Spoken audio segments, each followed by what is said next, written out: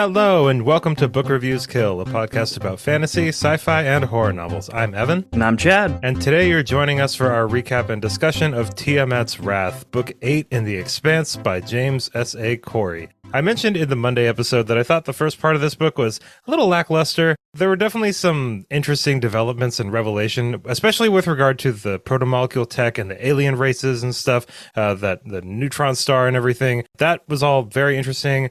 I felt like the first half of it, the LV chapters were really interesting with all of the stuff I just mentioned, and the Naomi chapters were really boring. And then in the back half, though, the LV chapters got really boring, and the Naomi chapters got really good, which I thought was interesting. Yeah, totally. Well, I mean, and it's kind of like indicative of what we want and what we're not getting, and what we are getting, kind of, right? Because like what I want anyway, is like, what is beyond these gates? Let's explore. Let's find out what this alien species was. They come across this ginormous like diamond star that could be the backup database for like the entire knowledge base of the protomolecule civilization. But then they just kind of like, oh, we're doing these like experiments that are super dumb and not well thought out. And then Naomi's just like not exploring and just sitting there like basically questioning their entire like, is this fight even winnable? Just kind of having this introspection with like Alex and somewhat Bobby, though Bobby's always kind of actively trying to be like, let's kill stuff, like, which is great. Here for Bobby for sure. And Naomi's just kind of in and out of like shipping crates and like arguing with other crew of other ships, and it's very confusing to keep up with her because she changes location all the time. So it's like, is she on a resistance ship now, or is she on like a station where she has to hide herself? It's like hard to keep up with it, or at least I found it to be in the first part of the book. Yeah, I mean, I felt for her. You know, she's in a pretty lame position here, you know. But I don't know. Like, so the first half of the book was definitely, it drug a little bit for me. But man, that last couple hundred pages was a doozy. That was a lot. To add some consistency, Holden stays boring the whole book. So, I mean, that's nice, right?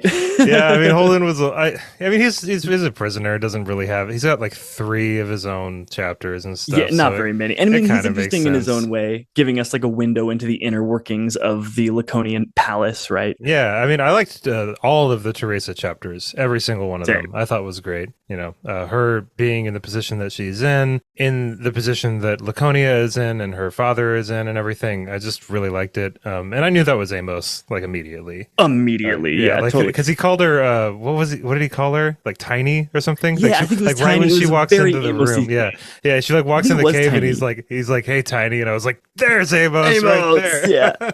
But let's get into the recap. We have a lot of things to dig into here. Lots and lots of different information has been uncovered for us, and we'll see if we can flesh it out for everybody listening. Let's do it.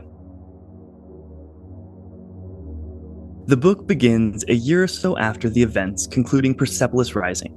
Laconia has seized control and risen to power. Now fully entrenched, they are the dominating power in Earth's solar system as well as their own. James Holden is a captive on Laconia. Though he is a prisoner, he is allowed to roam the grounds of High Consul Winston Duarte's palace. Christian Avasarala, who died 4 months previously, is entombed on the grounds, and Holden regularly pays his respects.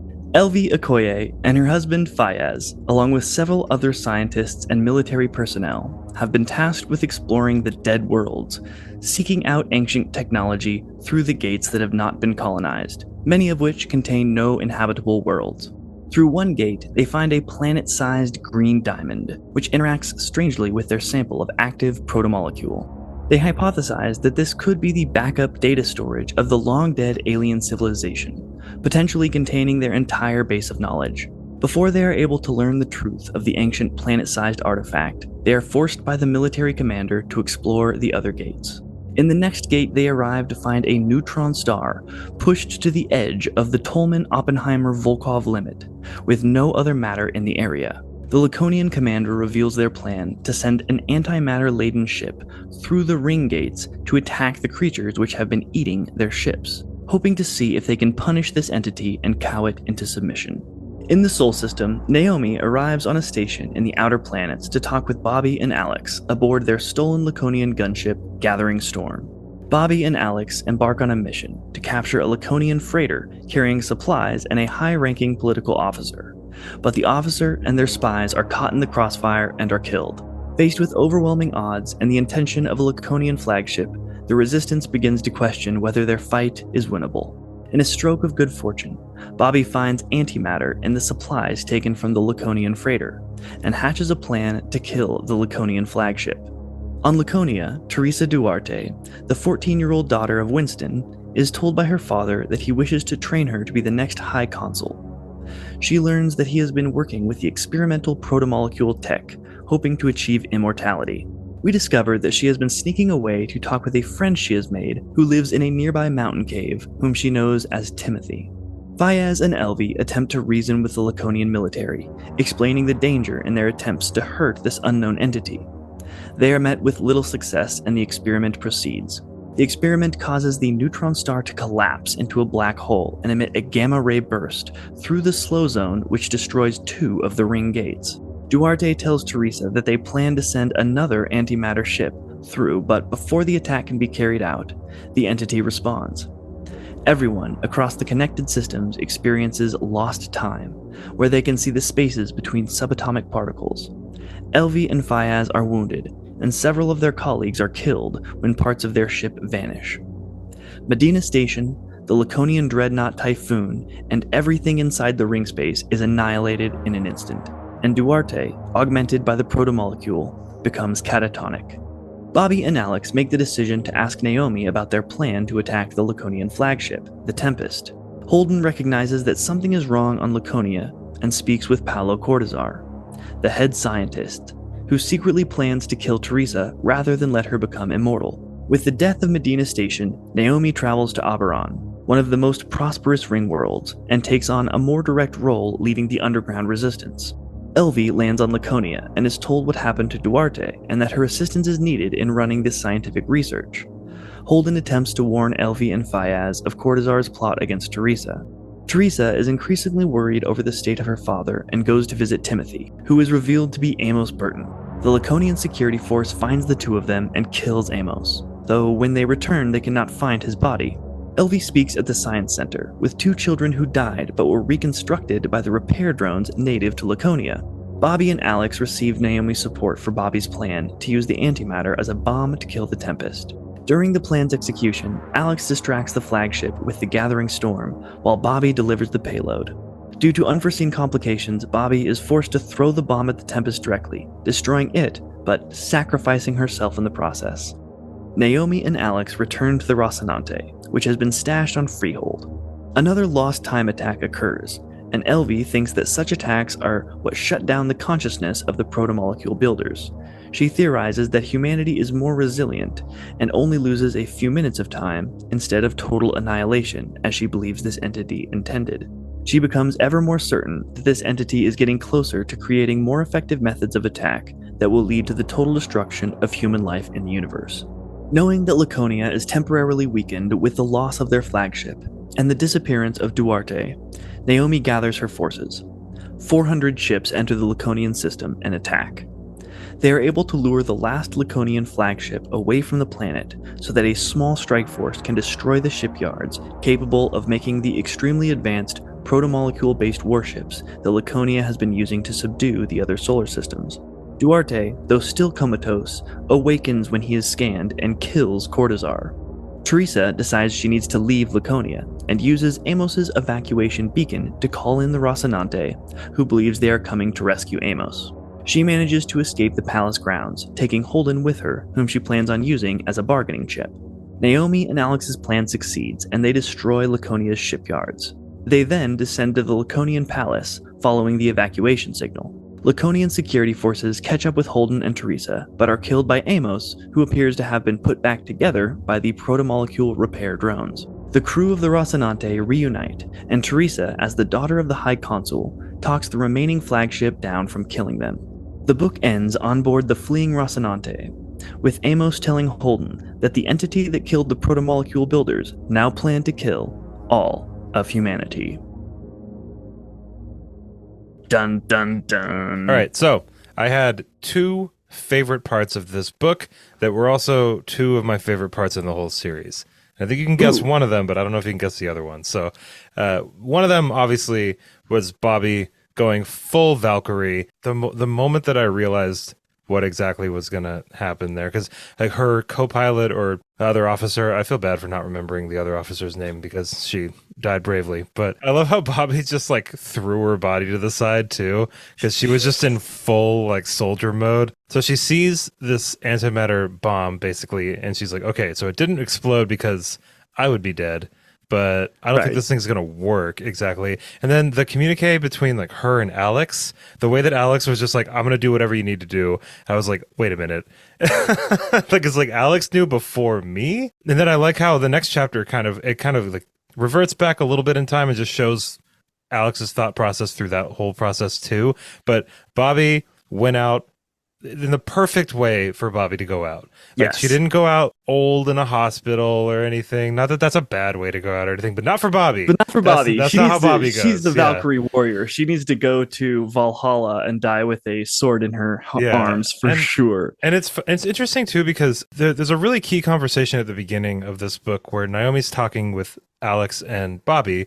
It's a really emotional conversation because, like, you know, they're all stressed out. Obviously, they're always stressed out. They're like losing hard. Yeah, and Naomi basically says, you know, I'm not going to quote here, but Naomi basically says, "Is there any? We need to try to figure out how to do this without constantly fighting everybody." And you know, we got. Can we? Are we just fighting a losing battle and just wasting lives, basically? Yeah, exactly. And Bobby was basically just like, we have to do this way. Like, I hear you, but we have to do this in a violent way. Like, this has to be violent revolution. We have to lead it, or violent rebellion, I should say. Right.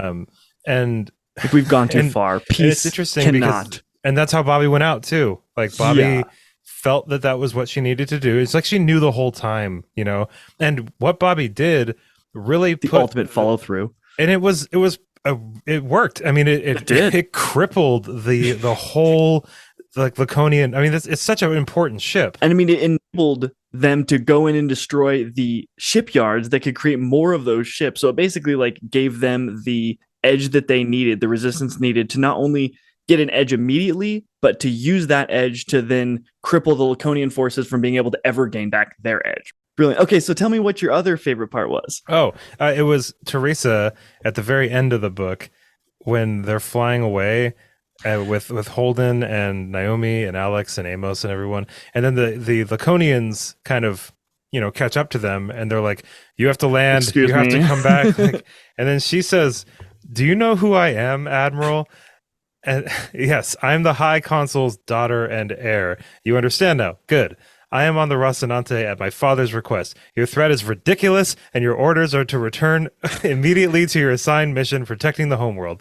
And then a few other things happen, and then she says, "Is there a protocol? A security protocol? I'm sorry.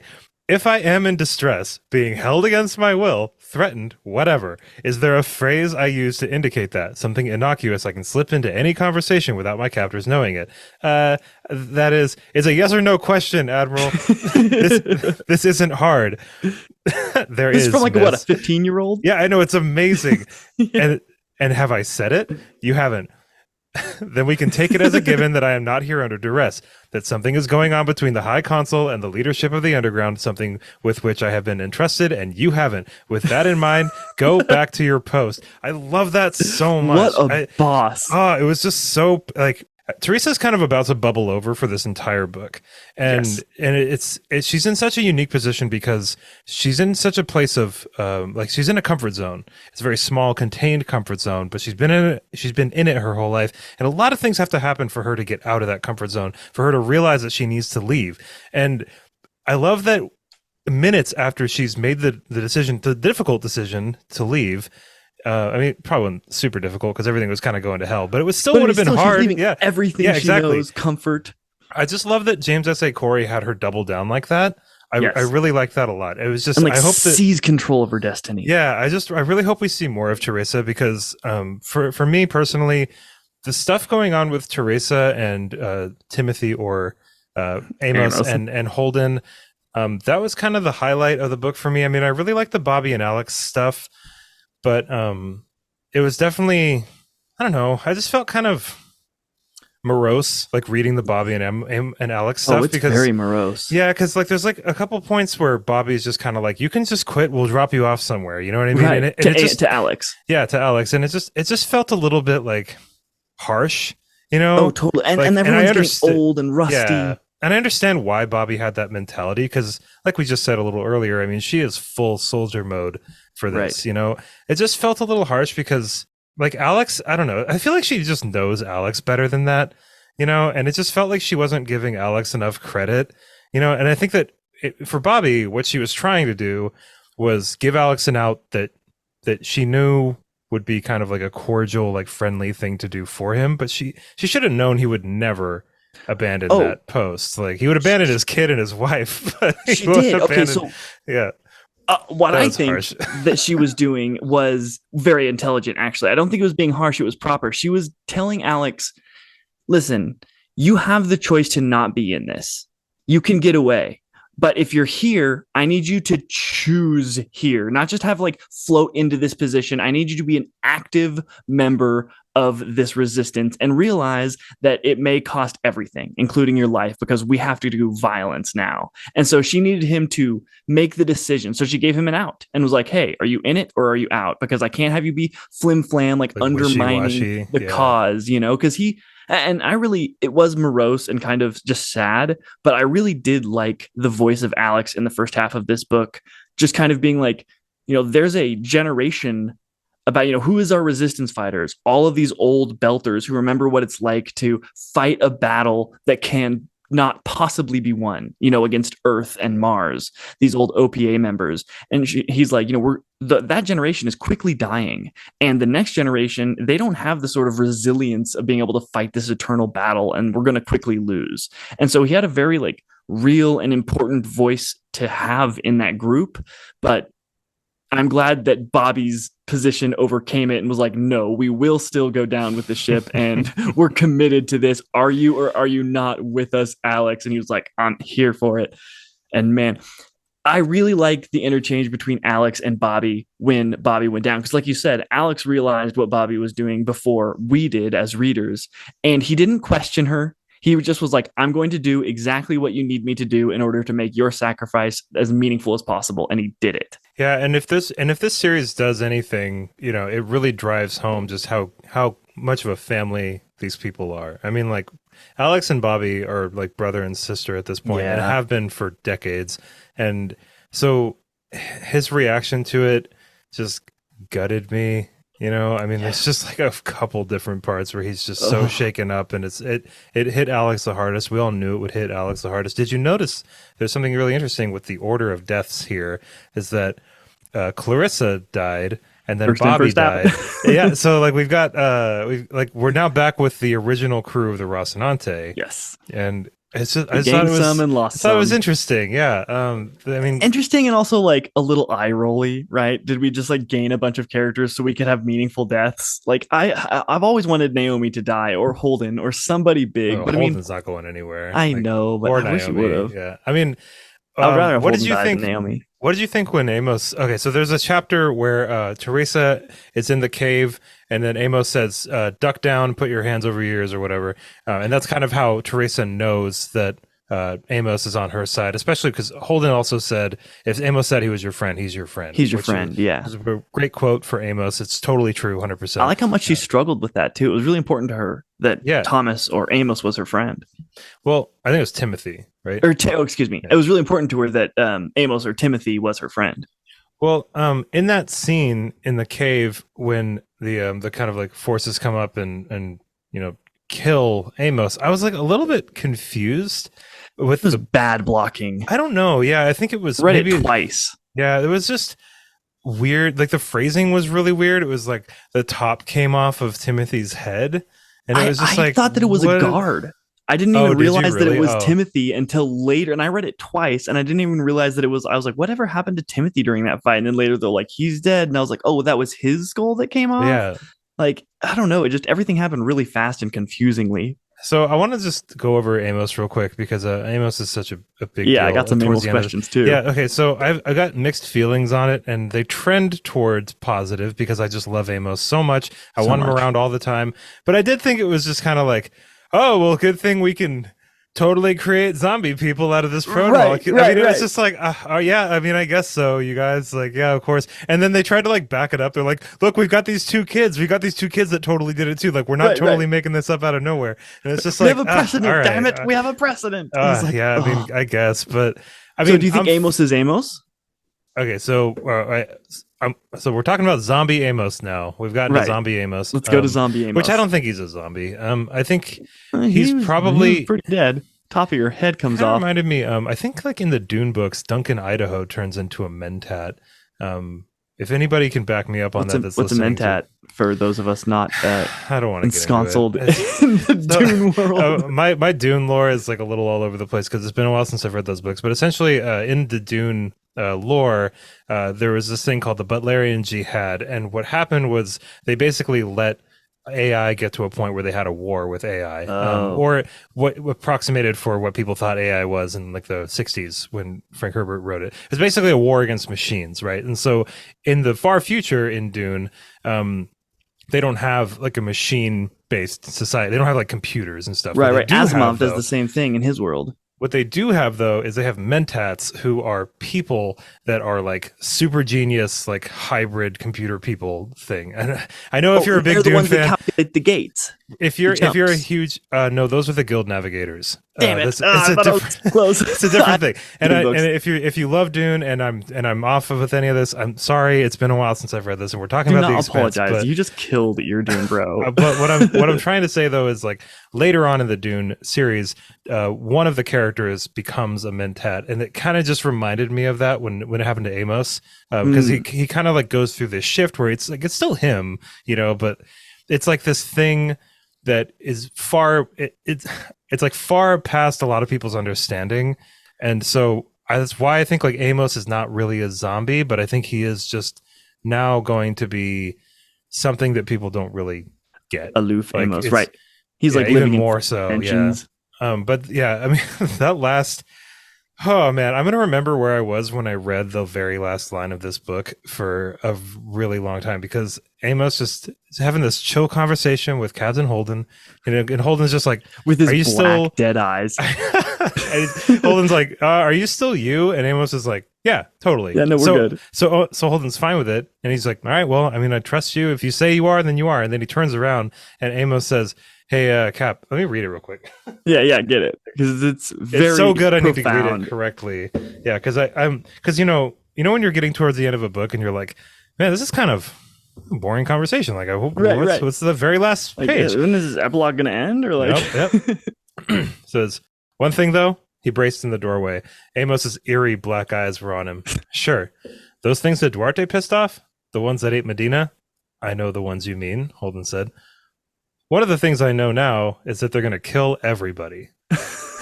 They were silent for a moment. Yeah. Holden said. I know that too. yeah, I know that too. What a great line. Oh, man. They're going to kill Duarte everybody. and his stupid military commander being like, hey, let's just take some antimatter and blast it on through the gates and just feed it. Yeah, I wanted to ask about that. Like, oh my gosh. Why? What a ridiculous plan. Was there like a good reason for that I missed? Like, yeah, because they're trying at least to what's their justification for it? Sorry okay, so their justification is once we go through they have a punishment structure on us, right? If we go through these gates with over a certain threshold of energy, we get disappeared, which we assume means taken, eaten, whatever, by this otherworldly entity on the other side of this gate dimension thing, whatever. Who knows where it is actually? And so they're like, can we control this thing and do like set up this action reaction system where we can punish it, if it eats us, then we can send a bomb through then and punish it, and then we can start gaining some power over it by seeing if we can. They don't want to just be pummeled by this thing. They don't want to be the only ones taking hits from this. Right, they're trying to figure out how to destroy it ultimately, but also to chastise it, like tisk, but like we don't even kind of know the power that we're dealing with, so it's like we're like poking a nuke. Well, what I'm curious about is, didn't Naomi in the end of book 6 like figure out like what was making ships disappear? Why don't they just not do that? Yeah, it was just over the threshold thing. We don't know like the mechanism. We just know like if it's over the threshold of energy. Why don't you just not have ships past that threshold? Well, and they don't, but they know that thing comes into play when it does, and so Well, then they're just going to don't use do that it, and against then it. live and I let know, live. but they're like, this thing's still out there, and we need to punish it and It's eventually a control threat it. to our empire. Yes, exactly. But is it? I don't know. I mean, it only seems to be a threat to their empire when we use a force that is like when we use proto-molecule energy that's like way beyond us and potentially could actually threaten it. So I don't know. Do you think that it's an entity or a race? What do you think is on the other side? I don't know, because I go back and forth on it, because some part of me feels like it's just like an animal kind of, you know what I mean? Like something that's just kind of reacting. I don't want, Ooh, like I an use the word animal. animal's like a weird, you know what I'm trying to say though? It's like Right, it's right. like an Yeah, yeah, organism. yeah. It's like an Like a space organism that whale. it reacts, and it doesn't have, it's not like, it doesn't consciously understand us and know what we're doing and what we are trying to do and stuff like that, and trying to stand in the way of it, which is the, nail and hammer situation that Laconia finds itself in now. Right. But I kind of like go back and forth And on it, drag the rest because, of the universe into. well, because if it seems to use things that are very effective on us specifically. So I think it might be an order of magnitude higher than just like a simple kind of reactionary organism. Oh, definitely. But I don't know though, because we haven't it doesn't seen understand anything. us. Because we haven't seen anything, James. No. S.A. Corey. We're 8 books into here. Okay, so I want to It just understood kind of the proto-molecule. Its attacks didn't work, right? It did what it thought would kill us by stopping the time thing, but that didn't actually do it. So there, it's now trying to take us out. I think it's some sort of like mycelium, like hive mind, some space fungus maybe. that is like now put us into the threat category. Well, I think that's what they thought the original like proto-molecule designers was a sort of hive mind. Yeah. And so I think they evolved to that. So that's why there's like a little snippet in the book where they think that the earlier race of people that had the proto-molecule or developed the proto-molecule was a hive mind, and so whatever this like mysterious universe goop is doing really affected them because it was a hive mind, and we are a bunch of like little individual ones. So like, stopping time like that and like disrupting things like that for that other race would have been catastrophic, because it's one mind. Right, exactly. So they're trying the same thing. They gave it a headache on us, and it's not really working. But it's still effective. I mean, it's still ripping ships apart and still doing all this stuff, but it's not destroying our entire race. But I don't know, man. Like I think that's one of the things I really want answered in the next book is like, I don't think exactly it's evil. are we No, I don't think it's malevolent. I think it's just reactionary and sees us as a threat now because we just fed it an antimatter bomb. What I'm thinking is this series will probably go out. We're now 9 books in. We're 9 books in. We're on the last. Thanks book. For sticking with us, everyone. Yeah, thank you, awesome. everybody. But see, now we're so far along in this. I wouldn't be surprised if this series ended with us not really knowing what it was, but figuring out a way for it to leave us alone. Lost us. Yeah, I don't know. That'd be pretty lame. At least give me a glimpse into what the creature on the island is, Like, let me know. It'd be cool for Holden or Naomi or Alex or somebody, a POV character, to like actually sit and have like a conversation, like at the end of the Matrix Reloaded, where he's like in the room with like all those TV screens and stuff. Just something like that, where it's it doesn't even have to make sense. Just make it like esoteric and cool. Whatever happened with making the detective? Sense would be cool. Miller, yeah. We haven't seen him in a long time. Not since the end of Cibola Burn. Yeah. I think the end of Cibola Burn was the last time we saw him. Yeah, what if it's Miller, who we get is the entity that represents this creature? I think that's how it's going to end, man. We're going to have a conversation between Miller, who's now become the representative for this mycelium hive mind space fungus that exists in other dimensions, and decides to just leave us be, and we make peace with it or something. I really can't wait for our next episode on this series, our last episode on this series. Where we'll probably do some short story novella type. I'm not done with the Expanse after. I love this series so much, and it's funny because there's a lot about this that I kind of want to go over this with you a little bit, because there's a lot about how this is all ending up that has been a little disappointing for me. Yeah. I think so, and I don't want to speak like super like confidently about how disappointed I am like just yet, because we're not finished with the last book yet, but sure, a couple different things. So like so for me personally, I don't really like where all this has ended up. I don't like that Yeah. we are now in Rebels versus Empire. Yes. I don't want to say the S word, but it rhymes with carpors, and I don't like it. Barely. I don't like I don't like Carpors. it. I don't like how this is kind of shaken down. I think it's interesting. I don't have like a huge problem with it. Totally. But we I even have think- like Jedi powers and like living immortal and people who are like, we have people like space wizards now. Like, I don't know. I wish it would have kept more in our realm. I wish it would have gone the direction that I thought it was going to, which is us kind of like coming together, and it's like we're still solving like interhuman problems into the ninth book, and it's just not really where my expectations were. And obviously that doesn't mean that the story's bad or anything like that, but it just means that like the first couple books were very like, whoop, we got aliens, we got vomit zombies, and we got all kinds of crazy stuff, and like this whole planet like is destroying itself and all this stuff.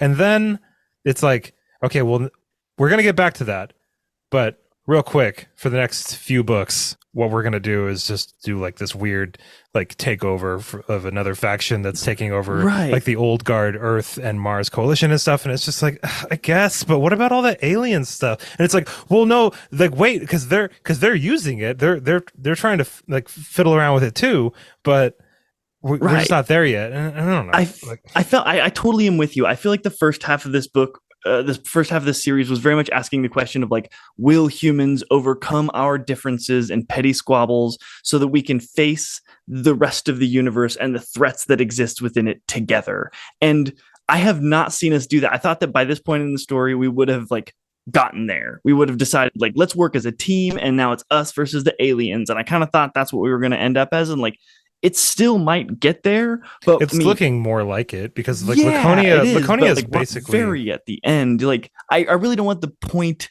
of this book, like the theme, the takeaway to be like, we will never overcome our petty differences and be able to face as a unified whole. I hope so. I hope not. I doubt it. I mean, there's definitely there are definitely some like pessimistic pockets of this series, but it feels, I mean, like the end of Babylon's Ashes was very optimistic, and I think that maybe the end of Leviathan Falls will be too. I'm hoping for that. I think that would be a very satisfying ending for me personally. But yeah, I mean, I think we're almost at the end of this series, and we're still fighting each other, and it just sucks. Like it just sucks that it sucks 9 books of this. It's like it's very similar to the conflict that we were looking at in Babylon's Ashes, which is very similar to the conflict we were looking at in Nemesis games, which is very similar to the conflict we were alien tech. And it's just been like this powerful guy who's got, you know, ostensibly good intentions, but is secretly evil, and we have to take him down. You know, and that's like the 6th guy that we've done that with. And so those are my kind of chief complaints about the series. So interesting when we had the first. Even the first couple by that one guy, you know.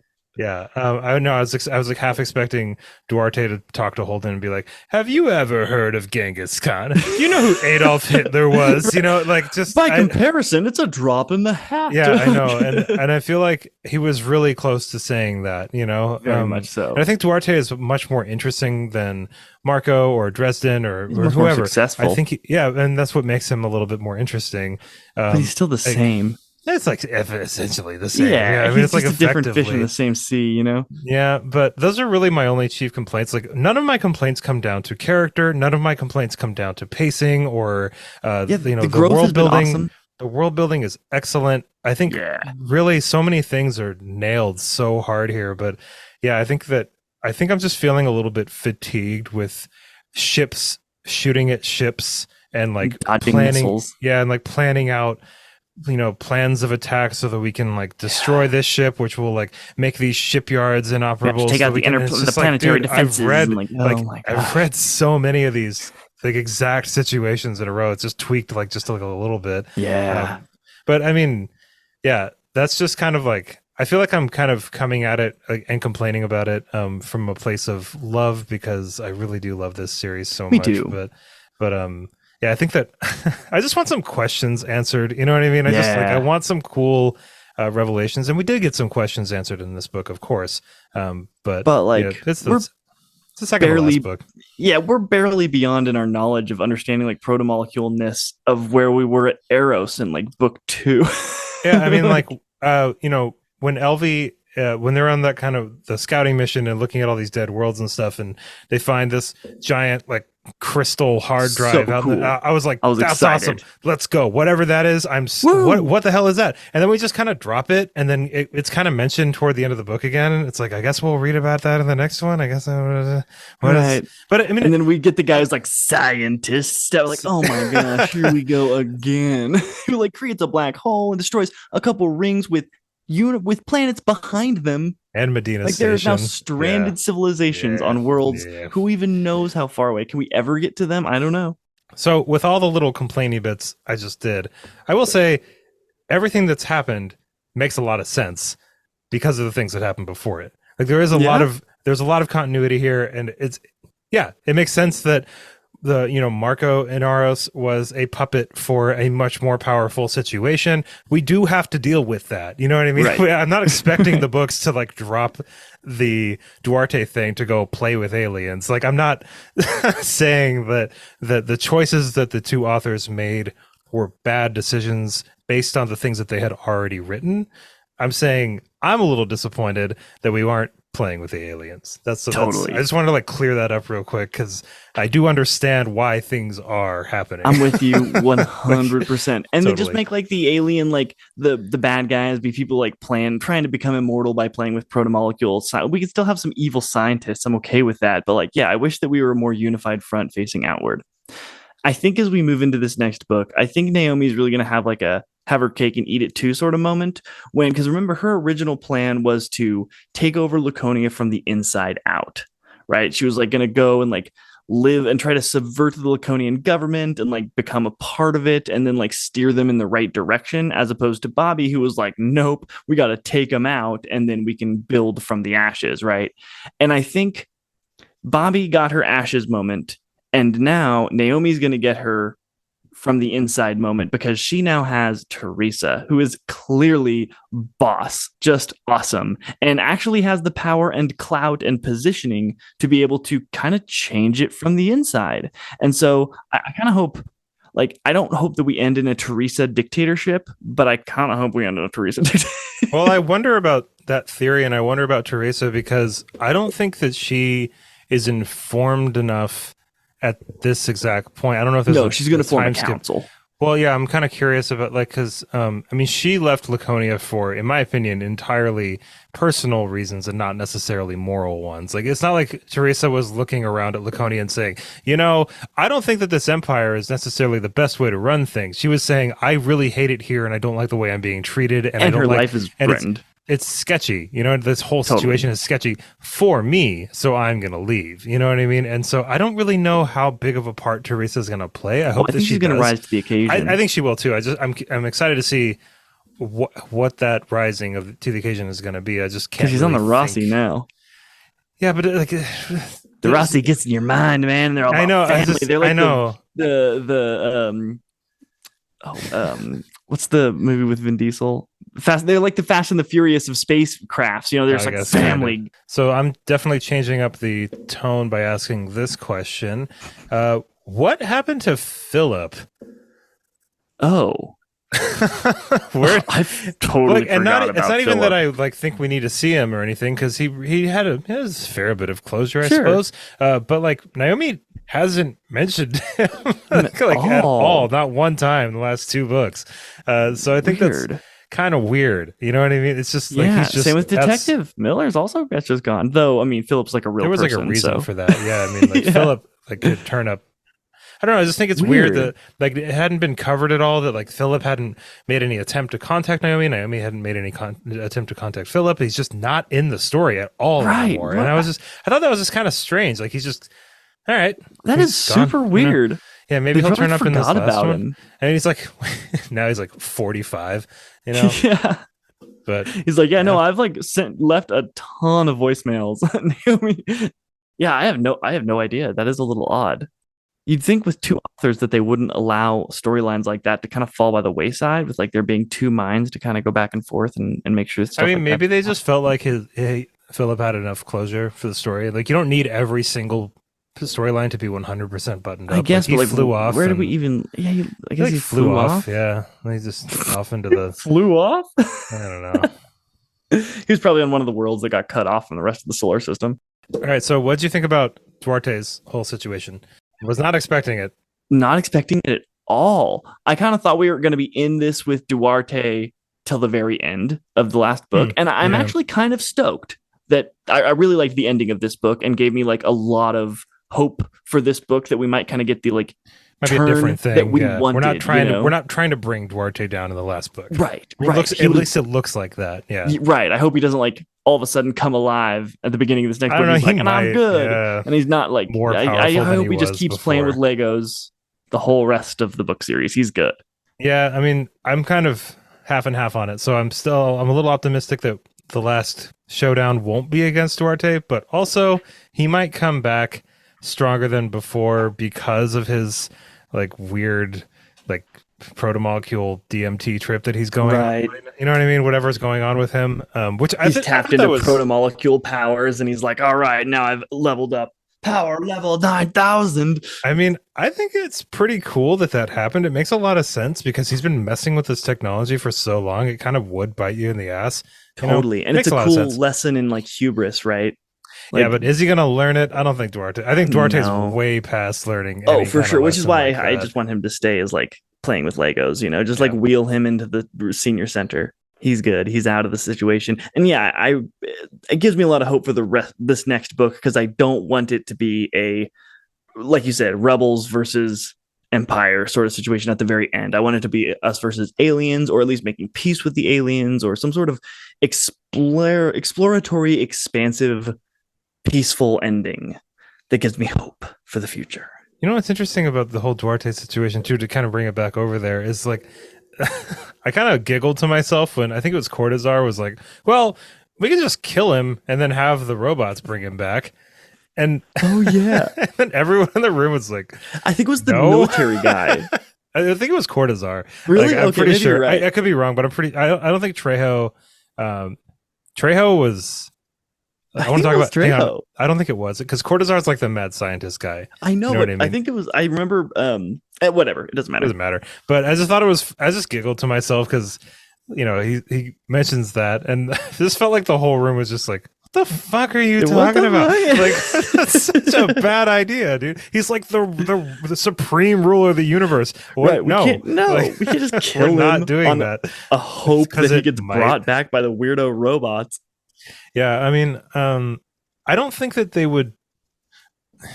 Okay, so as we're talking about this, my opinion on Duarte is kind of shifting a little bit as I'm thinking more about it in this conversation, and I don't think Corey would set up what's going on with him just to kind of like put him in a box where he's just kind of on a continuous drug trip for the rest of the series. I think he's going to come back. I just don't see them doing that. But I think it's going to be in a meaningful way where he provides the solution to the answer and kind of sacrifices himself, That'd be cool. Yeah. Like you were saying. Interesting that he wasn't smart enough because he's like a master strategist, he's a master strategist. Maybe. And it's interesting that he wasn't smart enough to realize that by becoming more protomolecule-y, of course his brain is going to be more susceptible to the attacks from this other creature. Like, duh.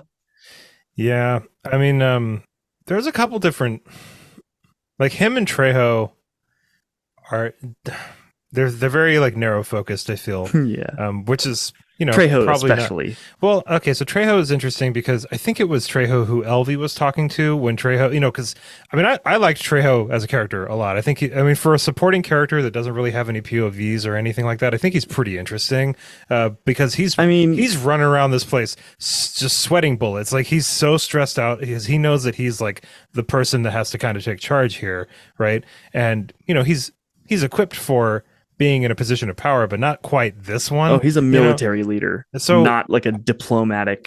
But it's interesting that like Elvie, I'm pretty sure it was Elvie. Trejo's just like, I'm trying to win this war. I don't know what I'm supposed to do. And Elvie's just like, I'm pretty sure you could just surrender and it'd be fine. Like I think that's like really your only option at this point. Like if you don't want to fight this war anymore, then surrender. Like don't do it anymore. We have this whole other situation to figure out. You can't fight a war against a rebel faction that is clearly starting to win, and an entire unknown like alien entity at the same time, and that's what you're trying to do without a leader. I don't accept your paradigm. You're putting this in a framework that I don't accept, and it was actually brilliant on her part. Like, it was a really cool, like, oh right, I don't have to be operating inside this box. There are other solutions that exist besides like conquer, not conquer, like, which I thought was cool and made the LV character like more dynamic and like, I don't know. He was interesting and he was a good side character, but he was very much kind of your classic like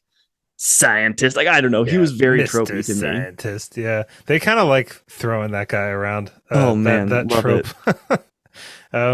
Yeah, because they kind of do that in Cibola Burn too, and Elvy's just like, look, we can totally do this peacefully. We just got to set up our own little habitat over here. And then I can't remember the guy's name, the guy that was in charge of Freehold. Of Freehold. No, not Freehold. Oh my God, there's so many different names.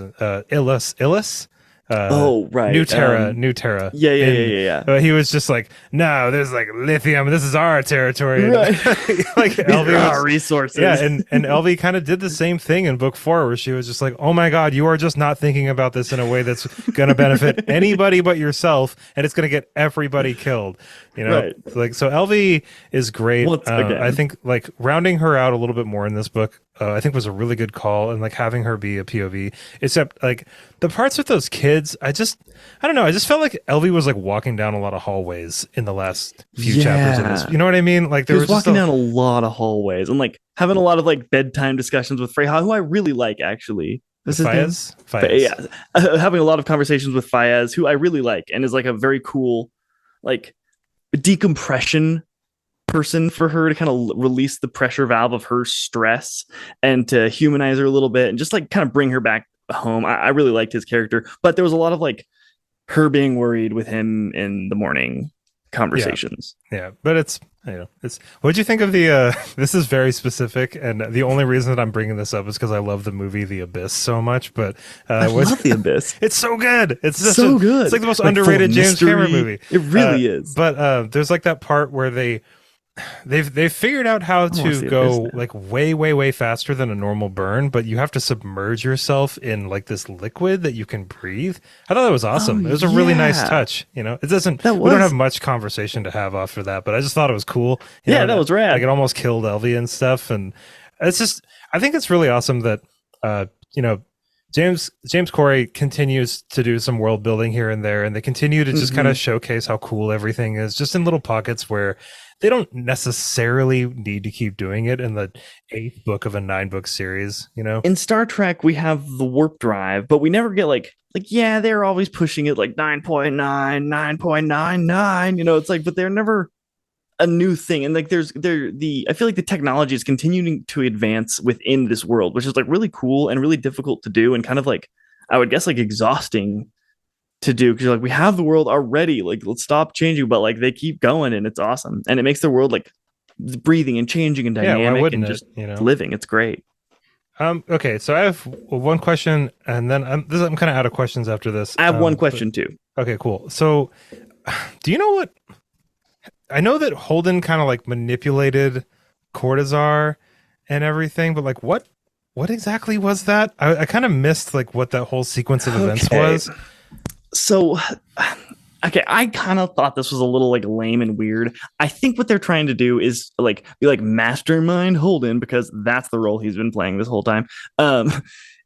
Was able to like convince Cortazar that like he's been doing all the work, so he should be like reaping the immortal rewards, and so he should take over, and thus he should really kill Teresa and gain it for himself, thus giving him a reason to like tell the other side and kind of create he was trying to create a fracture in the like ruling base of Duarte, basically, about pitting them against each other. I mean, look, I love Holden, okay? Right. But like, he's not that mastermind. And like, so many things would have to work. I mean, I guess it makes sense that like, if you got no other card to play, like, play the one that might work. You know what I mean? Yeah, but like, played chess with him like 40 times. He knows how he works. I don't know. I just think it's kind of silly that like, both of us can rock Holden at chess. So much of the timing of that whole situation was so out of Holden's hands. You know what I mean? Like, Teresa just comes along at like the right moment and everything. Like Cortazar is like killed at like the right moment, and like So is Amos to have her be kind of like insecure about the whole thing. Yeah, and then like picks up his like evacuation and it's like okay, whatever, it's fine. I just thought it was just kind of like, wow, Holden just dodged another torpedo right there. He didn't even know that Fayaz and Elvie would be coming back, so he could have someone to even tell of the other side too. Like there was just a lot of things that worked out really well for him that made him seem like a mastermind when really he was just like a dawdling, like, I'm trying to do what I can down here. And it all like really it worked beautifully. Okay, yeah. I think that I understood while I was reading. I just wanted to like kind of confirm that that was what was going on. They're playing mastermind. What was your last question? What was Amos going to do with the nuke? I don't know, because he seemed okay. Like, so it's all he had was like a nuke in a cave. I think that he had it. I think it was kind of like his like, Hail Mary. They like came across like his notes. Remember, because he was like scouting the place out and everything. Yeah. They had come across a bunch of his notes. And I can't remember friends with the robots. I can't remember specifically what he had said, but I think he was. I don't think he was really planning on nuking. Was it just his power source? I don't know. I can't remember.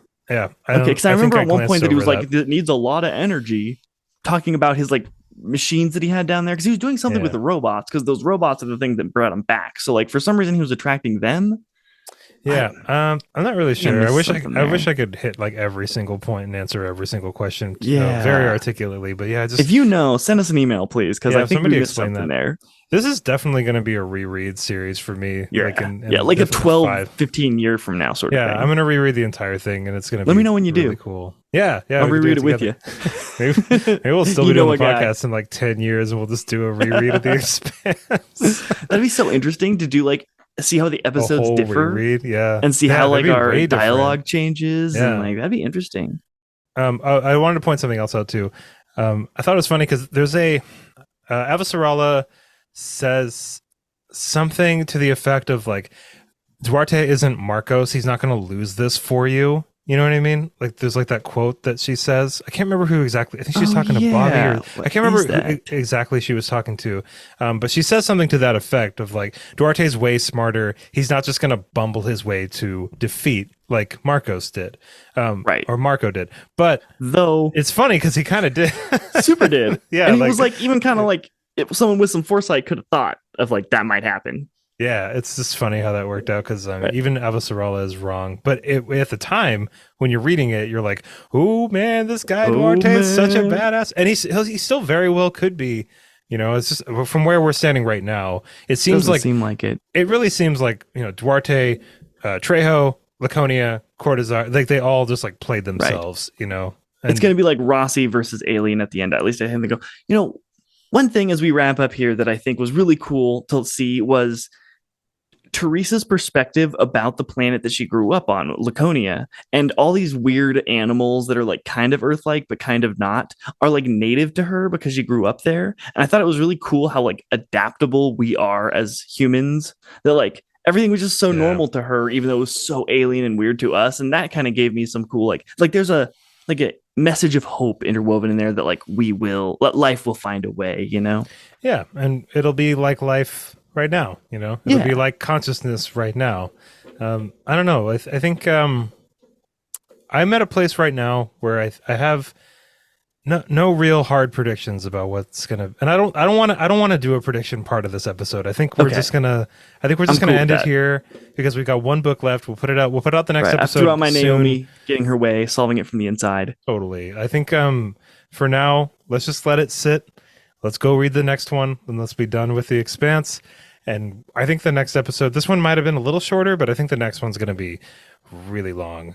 Really long. I mean, we're going to... Our Dark Tower 7 episode was like over 2 hours long. And it's hard to say goodbye at the end, though. Even when we kind of run out of things to talk about, it's like, well, but we've spent so much time with these characters, these things. There's going to be some sadness. We're going to have to probably get some booze, get a little boozed up for that exit, I think. Got a little bourbon here. Yeah, exactly.